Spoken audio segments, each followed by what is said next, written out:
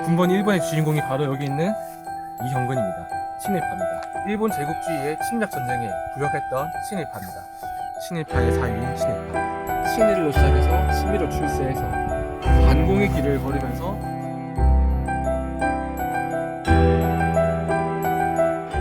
우리나라 군인이 참 많죠. 군인이라면 누구나 군번을 받습니다. 군대 갔다 오신 분은 다들 군번 있으시겠죠. 저도 군번이 14-7304-4800 군번이 있는데 그 군번 1번이 있습니다.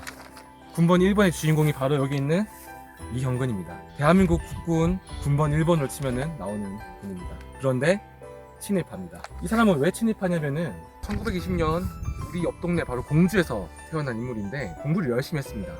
그렇게 해서 일본 육군 사관학교를 입학합니다. 당시 조선인이 일본 육군 사관학교에 입학하기가 정말 쉽지 않았단 말이죠.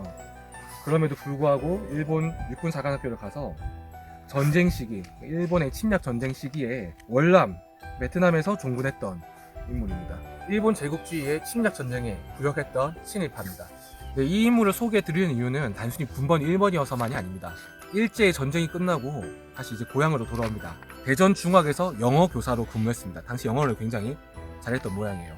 해방 이후 한반도 이남에는 미 군정이 들어서게 되죠. 그리고 미 군정은 자신을 도와줄 여러 수족들을 구하게 됩니다. 그런데 미 군정이 구한 자신의 파트너는 한국의 독립을 위해서 애쓴 독립운동가들이 아니었습니다. 미 군정이 선택한 그들의 파트너는 바로 이런 친일파들이었습니다. 영어를 잘했잖아요.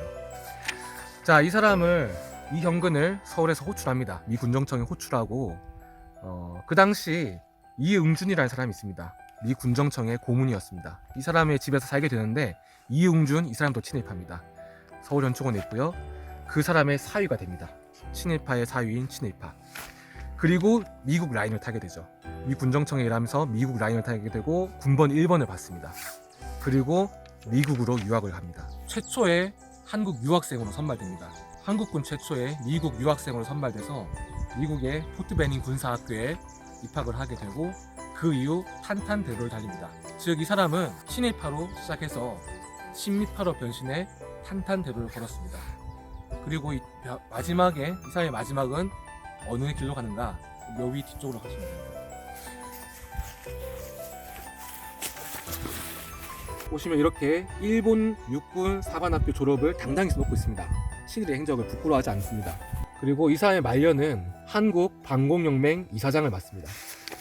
즉 이 사람의 인생을 한마디로 다시 말씀드리자면은 친일로 시작해서 친미로 출세해서 반공의 길을 걸으면서 자신의 말년을 장식했습니다.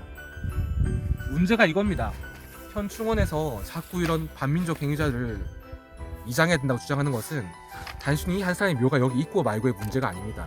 친일파, 친미파, 반공으로 이어지는 우리 한국 현대사의 질곡에서 아니 이 사람이 이렇게 살아도 출세해서 나중에 후세에 대우를 받을 수 있구나라는 선례를 남기면 안 된다는 거죠. 친일파가 뭡니까?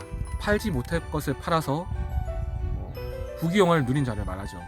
자기의 권력과 명예와 돈과 지위를 누렸던 사람입니다. 이런 사람을 역사에서 제대로 평가하지 않고 이렇게 놔두는 게 과연 옳은지 문제를 제기합니다. 국립묘지법 개정으로 반드시 이런 문제를 바로 잡아야 합니다.